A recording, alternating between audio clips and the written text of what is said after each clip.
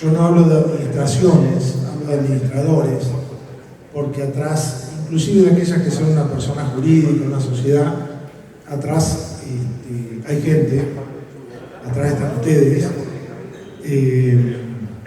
con sus logros profesionales, humanos, comerciales y también con problemas. Este tema se puede ver de dos maneras.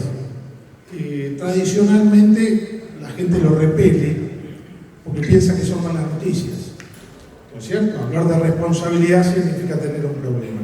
En realidad yo creo que hay que encararlo desde el punto de vista de la prevención. Y la única manera de prevenir algo es estar enterado. Si no estamos enterados, si no estamos informados, no tenemos ninguna forma de hacerlo. ¿Correcto? El primer acercamiento que yo haría al tema sería el siguiente. Pocas actividades están reguladas a nivel de la responsabilidad civil como la del administrador de consorcios. Paso a comentarles que el socio gerente de una sociedad de responsabilidad limitada, que tiene un giro comercial muy importante, tiene menos regulaciones que ustedes. Es decir, yo por una cuestión etaria, por una cuestión de edad, viví la época de la cero regulación, o sea, donde la única regulación existente era la que venía del Código Civil de Vélez y la Ley 13.512, donde ni siquiera se lo mencionaba al administrador, salvo en un artículo, el artículo 9, diciendo que era mandatario de los propietarios. Es una concepción evidentemente superada hace muchísimos años. Dicho esto, pasamos, no voy a decir si evolucionamos o no, eso lo dejo al final, pasamos a una situación totalmente distinta, a una situación de hiperregulación. Si a mí me viene a preguntar a alguien al estudio cuál va a ser el contexto, cuál va a ser el marco dentro del cual se va a mover, se administra, nadie viene antes de administrar, todos se administran, pero si viniera a consultarlo, diría algo muy sencillo. Mire, ahí está la lista de normas o de cuerpos legales donde surgen sus responsabilidades. Y arranca por el Código Civil que regula la propiedad horizontal. Y tiene un artículo con muchos incisos referidos a las obligaciones que tiene el administrador. Y ahí hay de todo, como en botica. Pero después hay un artículo también por allá que dice que tiene las otras obligaciones y responsabilidades que le imprime cada reglamento de cada consorcio. O sea que eso no es un número cerrado de obligaciones y en definitiva tras cada obligación una eventual responsabilidad civil, sino que yo tengo todas las obligaciones que me impongo a cada reglamento. Es cierto que la mayoría, durante buena parte del desarrollo inmobiliario argentino, fueron modelos, fueron básicamente similares a todos los reglamentos, pero más modernamente, con cierta complejidad en la edificación, amenities, actividades secundarias antes impensadas en los consorcios. Ahí nace el conjunto de obligaciones públicas. El doctor Castro nos habló de algo que hace un tiempo no hubiéramos reparado. Muy importante, me pasó puntualmente con un consorcio gigantesco en la localidad de Pinamar y una orden judicial a pedido del propietario de obtener todos los datos de todos los propietarios. Pero esa harina otro costal. Pero además, después el código me dice en algún otro lugar que yo tengo como administrador las obligaciones que impone la asamblea. Porque también existe la posibilidad que la asamblea adopte decisiones que impliquen el cumplimiento de una obligación, no contemplada legalmente ni estatutariamente. Y en tanto yo no renuncie o no sea declarada nula, esa resolución me va a estar obligando y me va a generar una responsabilidad civil. O sea que ya por ahí arrancó con una nutrida cantidad de obligaciones y responsabilidades. El mismo Código Civil tiene un conjunto de normas aplicados a todos los ciudadanos argentinos en materia de responsabilidad civil. los abogados lo llamamos normas generales de la responsabilidad civil. Estas normas generales nos afectan a todos. Manejando un auto, ejerciendo una actividad profesional, comercial, etc. Están ahí. Hay una norma que dice que la persona jurídica, o sea, el consorcio, queda obligado y es responsable toda vez que ustedes en ejercicio o en ocasión de las funciones de administrador causen un daño a otros. ¿Bien? O sea que ustedes tienen también esa responsabilidad que no solamente puede ser propia, sino que con sus actos se refleja en el consorcio que administra. Que por supuesto tendrá la posibilidad de repetir o repagar lo que haya que afrontar por responsabilidad de ustedes, por acción o por omisión. El doctor Hernández mencionaba uno de los artículos más cáusticos que tiene el Código Civil para las personas jurídicas y sus administradores, que es el artículo 160 del Código, que dice que ustedes responden solidaria e ilimitadamente de la responsabilidad civil por acción o por omisión frente a las personas que administran, frente a sus miembros y frente a terceros. O sea que la responsabilidad de ustedes no se acaba en la relación contractual que mantienen con el consorcio, sino que además esa responsabilidad solidaria e ilimitada, solidaria quiere decir que ustedes que ustedes son responsables concurrentemente con los demás que pueden ser responsabilizados, e ilimitada significa que patrimonialmente no tiene ninguna clase de limitación. O sea, arrastra todo el activo patrimonial que pueda tener personalmente el administrador o que pueda tener la entidad, sociedad comercial que se dedica a administrar. A partir de ahí, lógicamente, siempre la idea girando sobre la cabeza del administrador de formar una razón social, de tener una SRL, una sociedad anónima, de alguna manera dinamizar los negocios por ahí, no solamente por cuestiones de responsabilidad, sino incluso hasta por cuestiones de cómo va evolucionando al cabo del tiempo ese negocio, cómo se hereda, entre comillas, cómo pasa a segundas generaciones, cómo se comercializa un día.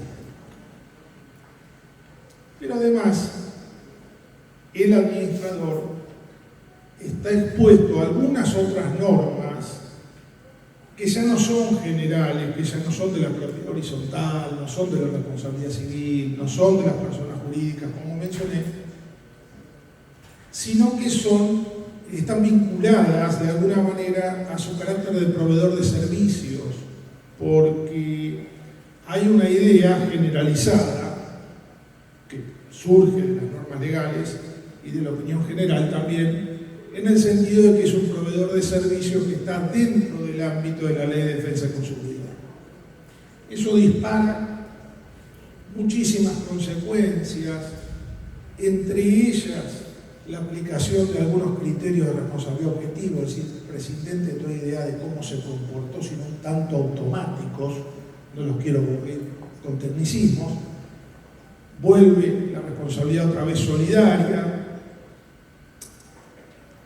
y fundamentalmente son sometidos a un conjunto de normas, presupuestos, principios, reglas legales que son favorables al otro y contrarios al administrador.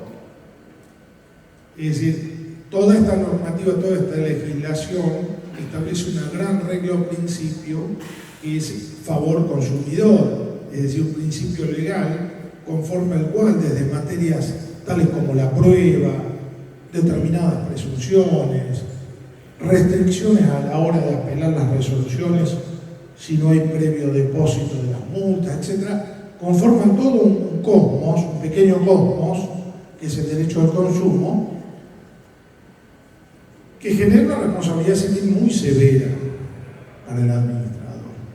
Una bajada a tierra, o si se quiere, la provincialización de esto, es en alguna medida la ley 14701, que crea el Registro Público de Administradores de la Provincia de Buenos Aires y sus disposiciones reglamentarias. Nos vamos a detener particularmente después en eso. Entonces yo en un primer acercamiento diría que tanto el Código Civil cómo cada reglamento, cómo las discusiones asamblearias, cómo la ley de defensa del consumidor, cómo la ley 14.701, que tiene un artículo específico, el artículo 8, que es básicamente una copia de lo que era el proyecto del Código Civil en aquel momento, luego Código Civil, todas establecen un conjunto de obligaciones que si yo quisiera darles un cariz o delinearlas en tres palabras diría, no son un número cerrado, o sea, no hay una numeración taxativa, es meramente enunciativa, es ejemplificadora, nada más yo podré tener esas obligaciones y tantas otras que se me impongan por algunos de estos canales. Un ejemplo es la legislación local, provincial y municipal, que va mutando y va generando cada vez más requisitos a cumplir. Lo más lindo de todo esto es cuando hablan de requisitos que tienen que cumplir los consorcios, son requisitos que tiene que cumplir el administrador. Yo no conozco ningún propietario que se vaya a quejar de que no se está cumpliendo alguna reglamentación. Y conozco muchos que pretenden convencer al administrador que no hay que cumplirlas porque significa pagar algo. Entonces vamos a la realidad es exactamente esa. Entonces yo tengo por un lado un conjunto de normas que son la música que voy a bailar, porque en definitiva son el contexto dentro del cual me voy a mover, cuyo cumplimiento está siempre en tensión con el propietario. Siempre está esa tensión, porque el cumplimiento de todo esto significa costos. Costos que a veces internalizan ustedes, porque son propios de la actividad, como nos pasa a los abogados, como le pasa a los arquitectos y a todo el mundo, y otros costos que no son de ustedes, son del consorcio. Y ahí viene el problema, ahí vienen las tensiones. Entonces, es muy importante después de esto decir, fantástico, ¿cuál es el rango, cuál es el nivel que yo tengo que cumplir para no caer en estas responsabilidades? Bueno, fruto de todo esa ensalada, verdadera ensalada de normas, de principios, de regulaciones, en un primer acercamiento yo diría, miren, evidentemente la responsabilidad del administrador es básicamente una responsabilidad de diligencia. O sea, lo que yo tengo que hacer es demostrar que utilicé todo mi conocimiento, mi capacidad, mi estructura, y comportándome como un buen administrador, si existe ese modelo, lo podemos debatir, comportándome como una persona media diligente de esta actividad, con los recursos que tenía, llevé adelante la actividad. Cuando se habla del buen administrador, es algo que menciona por allá abajo la disposición 27 del 23 de personas jurídicas, hablando que deberá emplear la diligencia del buen administrador. La ley no menciona nada al respecto, pero está claro que hay una idea de que la obligación de ustedes, en líneas generales, es de medios, o sea, la obligación de ustedes de mera diligencia, con lo cual ustedes lo que tendrían que salir a acreditar frente a una problemática de responsabilidad civil es un hogar diligente. Es decir, que emprendieron la tarea de una manera razonablemente diligente. Ahora bien, cuando yo voy a mirar, y esto puede ser una discusión técnica, pero no lo es, cuando yo voy a mirar el Código Civil, la 14.701, todo esto, estoy viendo que muchas de estas obligaciones son de resultado. O sea, se cumplen o no se cumplen. Yo tengo que hacer y tengo que cumplir con todas las regulaciones locales sobre solidez de edificios, fachada, control de ascensores, matafuegos. ¿Eso está o no está? ¿Se cumplió o no se cumplió? No hay una diligencia para tratar de tener los matafuegos vigentes, señores. Entonces, esto es un poco como cuando se habla de la responsabilidad civil de los abogados. nos enseñaban en la facultad y escuchábamos, es una responsabilidad de medio, como esto estoy hablando, ¿no? De mera diligencia. Es bastante relativo, hay 5 días para apelar, llegó el escrito a otro juzgado, se acabó.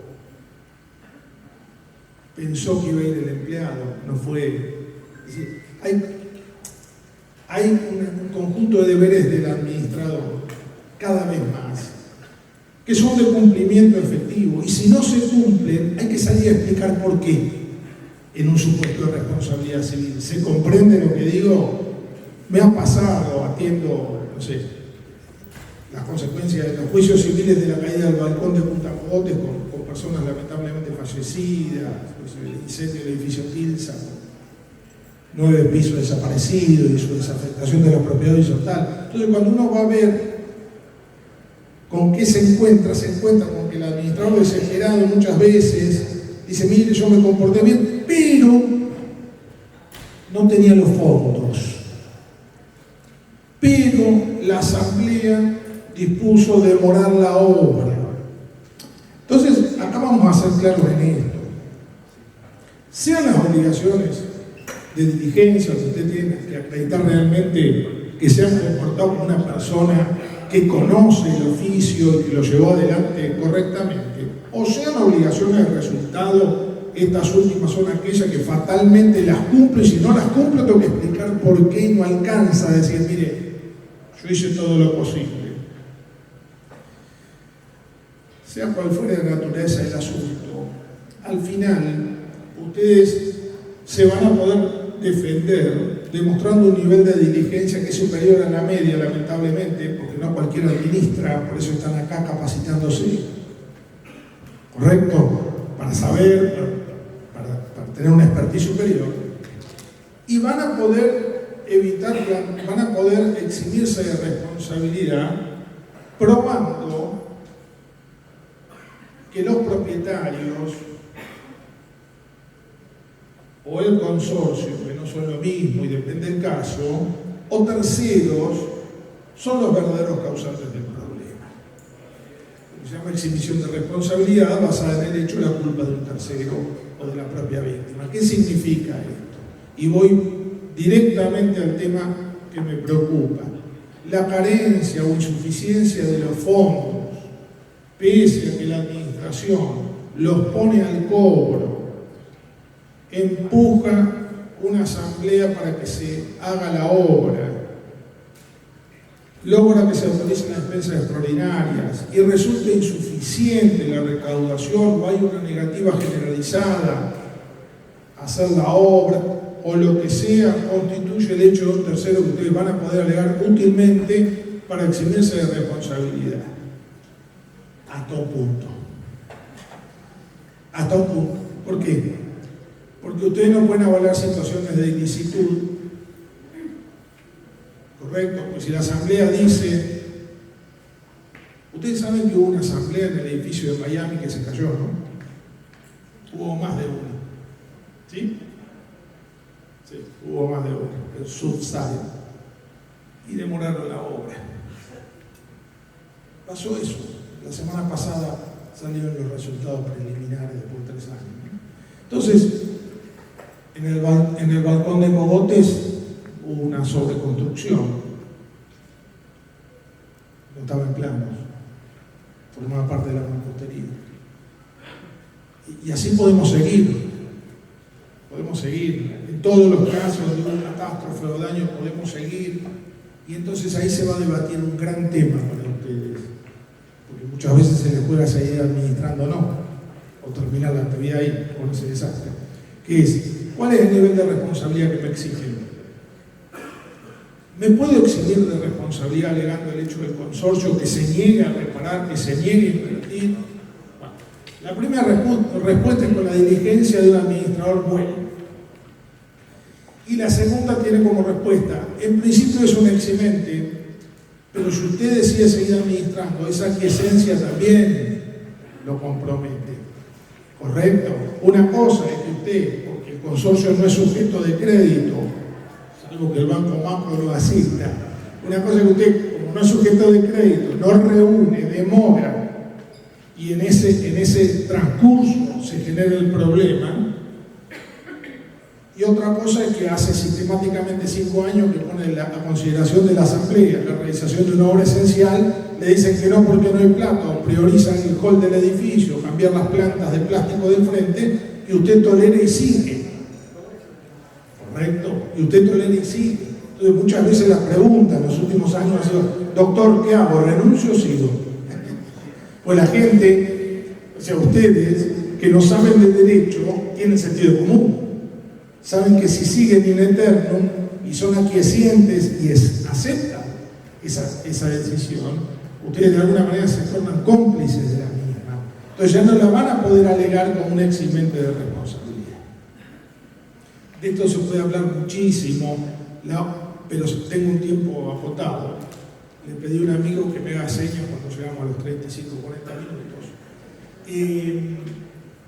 Porque está el breve, que es muy importante. La realidad es que una sugerencia, antes de ir a lo disciplinario, la realidad es que la sugerencia que uno tendría que hacer sería la siguiente. Señores, el Código Civil, el reglamento, la 14701, la disposición 27 del 23, tienen un conjunto de normas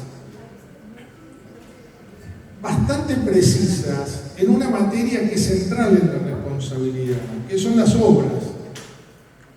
Por acción o por omisión, como dice aquel artículo que les comenté. Es decir, ustedes tienen todo un procedimiento previsto, después podremos hablar la constitucionalidad, si es prácticamente posible, cómo reacciona la gente, pero ustedes tienen claro 3 supuestos ahí. Ahí se les dice que ustedes son responsables de las personas que son prestadores de servicio y contratistas de obra. Así se los dicen. Se los dicen así. ¿Qué es la derivación de un principio del derecho civil, según el cual, si ustedes eligen, ustedes responden? Muy simple, más viejo que los romanos. Entonces, ¿cuál es la salvaguarda? Hablando de remedios concretos, porque ahí dice, por ahí se echan las prácticas. Si lo elige la Asamblea, no es mi responsabilidad, porque lo eligió la Asamblea. No es mi responsabilidad la selección. Ahora, eso lo puedo hacer con los prestadores de servicios y obras corrientes, los habituales, los que hacen normalmente los trabajos del edificio. Hay una obra relevante. La ley habla, la disposición habla de casos relevantes, no urgentes. Hay una obra relevante, voy a hacer la montante de gas del edificio. No es urgente porque no me lo cortaron, es una tarea programada, fantástico. La ley me dice, llama una asamblea, no asuma una responsabilidad de esa naturaleza, llámela, que por otra parte la va a tener que llamar, porque es la única que puede convalidar una especie extraordinaria, según la ley. Así que la va a tener que llamar, necesariamente. Es urgente, tiene que atacar el tema, no hay problema, la ley no lo prohíbe. Es más, en un punto habiendo fondos, le exige que actúe. Si esos fondos están reservados para una finalidad que no es la prevista para esta obra, si estaban para el hall y usted lo está usando para una emergencia o para otra obra, y hay consejo de administración, ahí está el artículo 2064, le dice que usted tiene que requerir la autorización al consejo. El consejo no se la da, y luego hay mayores costos, otros daños con las unidades, la responsabilidad del consejo y no suya. Clarísimo. Se la da, hace la obra. No hay consejo o los fondos no están asignados a una finalidad específica, sino que son rentas generales, los tiene que tomar y tiene que actuar. Por supuesto, de todo esto, y acá un poco la novedad bonaerense, de todo esto, como es un proveedor de servicios, como tiene deber de obrar claramente, tiene deber de información, esa información tiene que ser certera, oportuna, claramente expresada, ser comunicada por un medio, que en este caso es el correo electrónico que tienen registrados los propietarios, en todo este proceso usted le está comunicando a la gente qué está pasando. O sea, esto no es el hecho consumado, porque en definitiva como no hubo asamblea no hay problema, y cuando termino todo le mando. No, es más, la disposición dice claramente que cuando usted pone en consideración algo, que tiene que tener presupuestos plurales, reservar los 3 años, etc., y no opta por el menos costoso, o sea, opta por uno que es más oneroso, tiene que comunicarle a las personas, a los propietarios, por qué lo hace. Cosa que es perfectamente válida, porque si van a ver al doctor Castro, por ejemplo, al doctor Chiesa, y cobra más por atender un juicio que sufre el consorcio que lo que cobra otro profesional. Porque hay gente que está capacitada, tiene una expertise en un tema y lo puede justificar. Se lo tiene que dar en el presupuesto, es obligatorio, aún siendo un proveedor de servicios, se lo tiene que dar al administrador, para que el administrador cuando diga, escúcheme, Chiesa es caro, sí, es caro pero es barato. Le voy a explicar por qué. Por todo esto. Entonces, esta persona está capacitada para conducir este problema, o sea, un problemón o se puede solucionar. Esta es la persona adecuada. Bueno, fantástico. Lo explica, lo justifica. No lo manda junto con las despensas. Manda un mail de esto. Manda un mail de esto. Entonces, hay algunas cosas que ustedes, dado que tienen la obligación legal de mejorar, a conservar el edificio, y todas aquellas obras, y acá viene lo importante, que atiendan a la seguridad de las personas y la solidez del edificio. Esto es bastante importante este tema. O sea, la seguridad de las personas y la solidez del edificio abarca muchísimas actividades que a diario ustedes hacen. Entonces, tener presente esta. Desde el 14 para acá, y en realidad desde el 23, cuando se torna operativo el registro, y con esto termino, el administrador tiene una especie de árbitro, ¿no? Tiene un árbitro. Ese árbitro, uno quisiera, el doctor Hernández habló hace unos minutos, uno quisiera que fuera una colegiación, quisiera, bueno, por distintas razones, inclusive algunas de orden constitucional, sobre qué facultades se delegaron al Congreso de la Nación y qué se reservó la provincia de Buenos Aires, deberíamos decir que la regulación que hay es una regulación que la provincia es competente para dictar. En esa regulación se reservó un poder disciplinario o de fiscalización.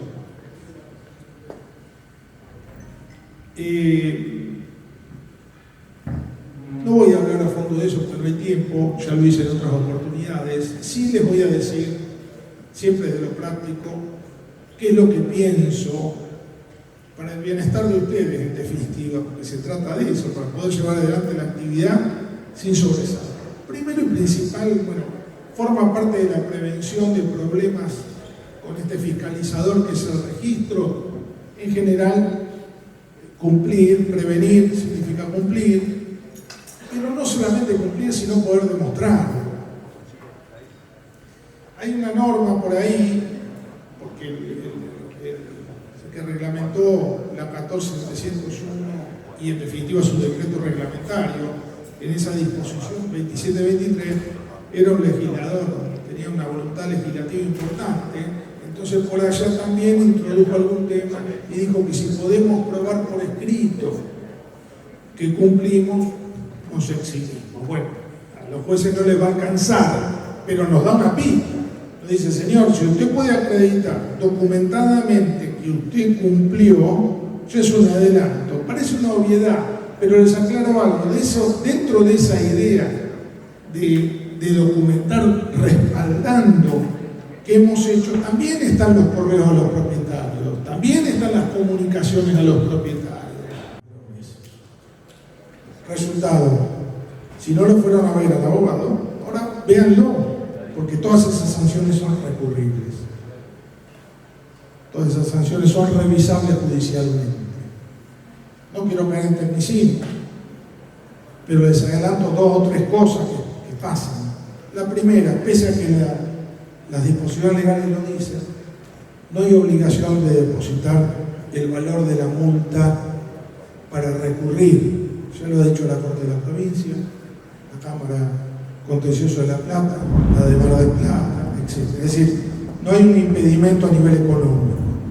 Y segundo, esta actitud de ustedes que paraliza el cumplimiento de la condena administrativa es leída por los propietarios como la actitud de alguien que persigue que se descubra la realidad, la verdad.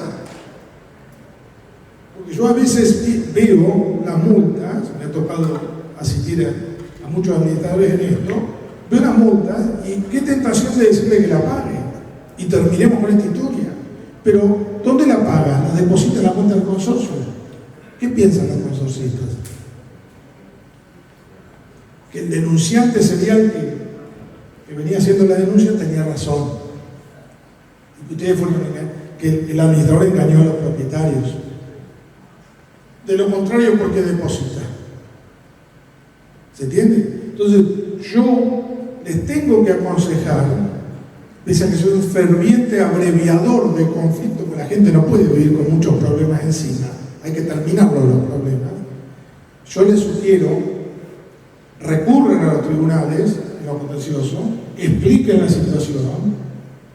Por supuesto que no van a poder replantear toda la problemática, pero por lo menos va a haber un control de la proporcionalidad, de la existencia de una resolución fundada, es decir, la motivación que tuvo esa resolución, algo que si un día les toca pagar porque ese recurso es rechazado al final, ustedes sepan con seguridad que se han defendido.